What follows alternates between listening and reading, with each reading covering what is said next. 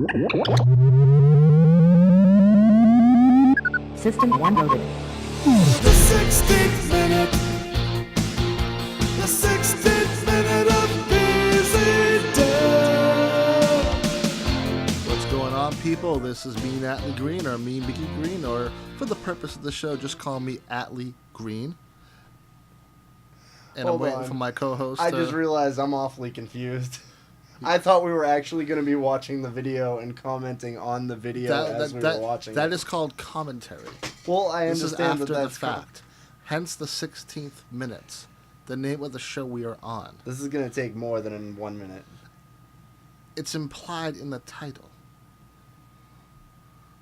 I don't think I'm seeing what you're No seeing. one listens to a 1 minute podcast. I don't think people do 1 minute podcasts. People listen to 1 minute of Mark Wood's podcast. Would you turn it enter? off Why are you going to mention that motherfucker's name on the show? Huh? because he's been hitting me up. Say your name already. Do I have to say your name? The person that I usually sent like it when someone else is saying my PZW name. down the river? Yeah, that's right. How am I responsible for what happened tonight? Okay, since he's not going to say his name, I'm going to say his name. My co-host today has to be is Shane Daly. That's right, the guy that produced the paperwork to give to Derek Simonetti so he could eventually own PZW. That didn't happen. Why, Shane? Why? First of all, I produced the paperwork. Before I handed off Before you to... continue, could you at least acknowledge that you are Shane Daly so the people listening do not think I'm lying? Like I said, I did produce the paperwork. I handed it off to a courier. I don't go carrying paperwork around. I sit in my office and I play chess, or I sat in my office and played chess, and now I kind of just keep hoping Adam Nessel doesn't fire me. I have to ask, why are you playing chess by yourself? It's a strategic game. I was figuring if I played both sides of the board, I could figure out how to, well, pretty much just beat myself. I mean, wouldn't Operation or Hungry Hungry Hippo be much more competitive as a lone game? How am I supposed to play Hungry Hungry Hippos by myself if there are 4 hippos? You use one. Or you got 2 hands, you know, do the bird, you know, kind of look like you're doing the bird, but, you know, play the game. Speaking of birds, Adam Nessel. Adam Nessel, damn. He Damn. slipped in there. And, you know, I thought I was breaking the news to everybody when I left that answering machine message on Derek Simonetti's machine. Actually, what I want to find out, I mean, first, I have to comment on the fact that when he showed Derek Simonetti that paperwork, that was just the ultimate proverbial kick in the nuts. I mean, he didn't know what to say. But you have a chance to clear the air, Shane Daly. What I want to know, what the fans want to know, did you know beforehand that Adam signed the contract? Or did you find out like everybody else found out when you watched the show? I was just as shocked as everybody else. I mean, you saw it. I introduced Derek Simonetti. I figured he was coming out with the contract in his hands. I told you I handed the paperwork off to a courier the week before. It was sent to Derek Simonetti to look over.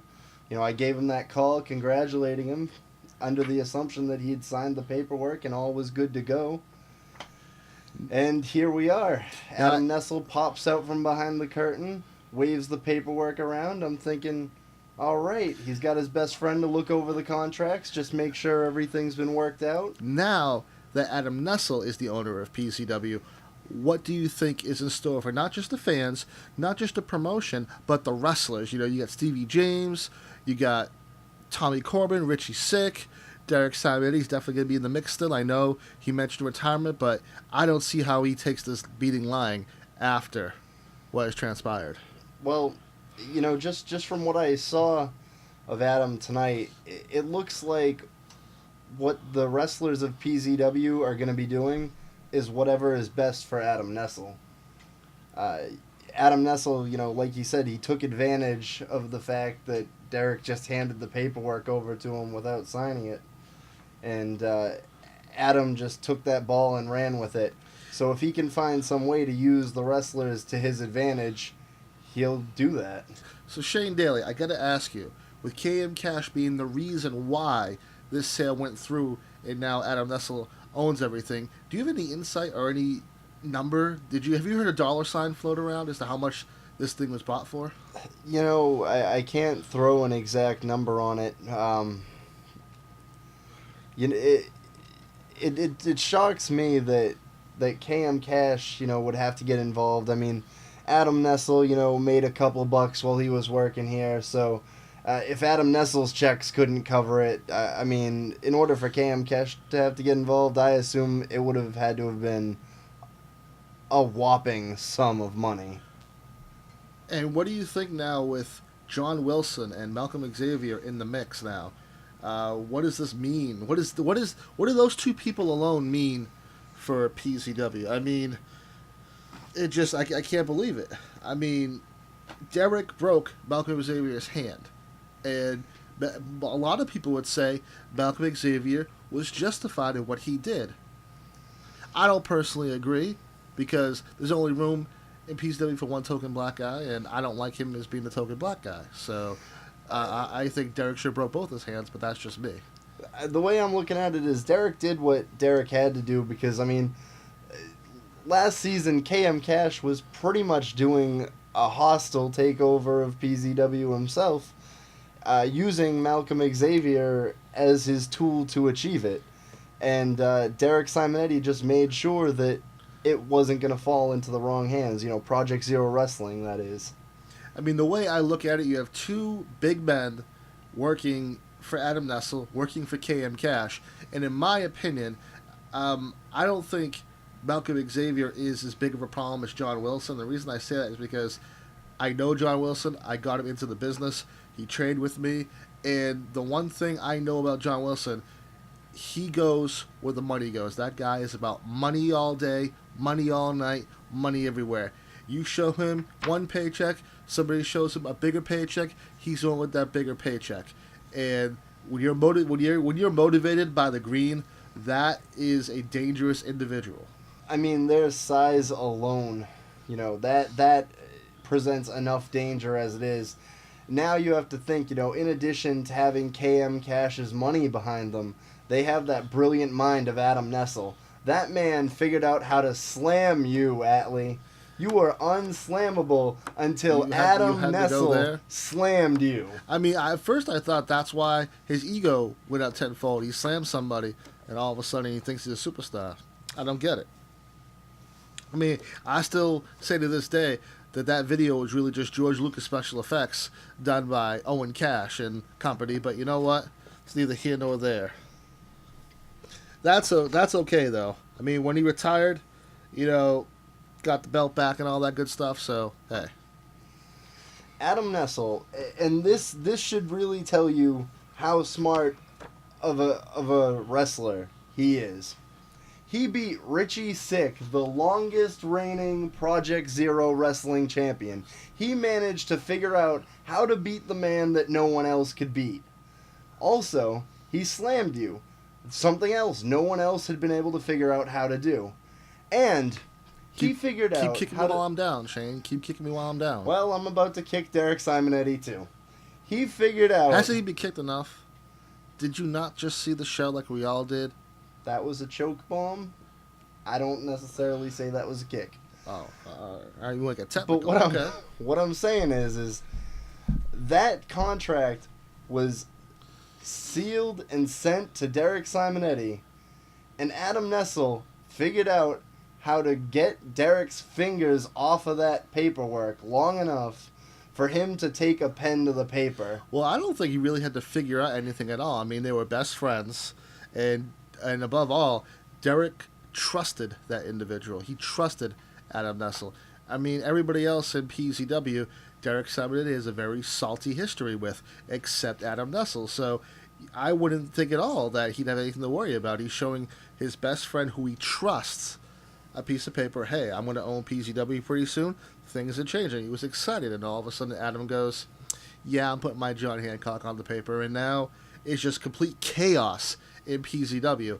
I mean, complete chaos. I mean, I just get, I'm at a loss for words. But what I think right now is next week is going to answer a lot more questions as to what's going to happen. All right, Atlee, I'm done kicking you in the nuts. I'm done kicking Derek Simonetti while he's down. Let's move on to a new topic. Project Zero Wrestling's Undercard The debut of Undercard Warriors. What are your thoughts, Shane Daly? Brandon White. Wow. That pretty much sums it all up right there. That just tells you that our tax dollars are clearly not at work, because whoever let that motherfucker out was crazy. He survived a shark attack. I'd be a little crazy if I survived a shark attack this week. Dude, that dude was crazy coming out of the womb, for real. Legit. But I want to say something right now. Stevie James is officially the bravest man in PZW. Not just the bravest man in PZW, but the bravest man alive. That's right, I said it. Did you see that interview? Did you see the pair of scissors in the pocket of Brandon White? Stevie James, innocent as hell, loved the kid, stood next to him willingly with a pair of scissors in his pockets. If you told me Brandon White was going to interview me with a pair of scissors in his pocket, guess what? I'm out. Like yesterday's news. I actually figured you'd be more frightened by the fact that he's wearing a hood. No, I mean I can deal with the hood. I mean, it wasn't pointy or anything, but the fact that he had scissors. I mean, I ain't getting cut. You know who else is brave though? Joey Warner. Stevie James is getting interviewed by Brandon White, and Joey Warner walks in and proclaims, "This is my show. What are you doing here?" I mean, you have to give Joey Warner credit, because he clearly, on the debut of Undercard Warriors, he wanted to make a statement. He went up to the former PCW heavyweight champion, Stevie James, and said, "Look, this is my show. This is my arena. I want you in the ring." It didn't work out for him in the end, but he's clearly not afraid to face the best of the best of PCW. And that alone made a statement to me. It's not every day you challenge your former heavyweight champion.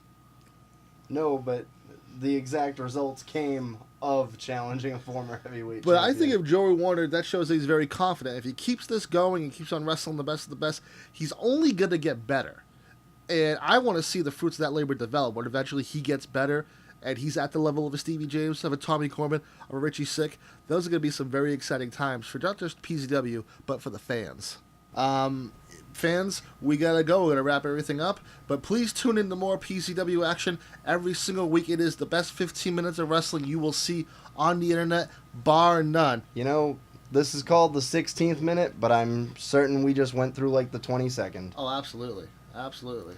Shane Daly, Atlee Greene, 16th minute, PZWrestling.com. The 16th minute.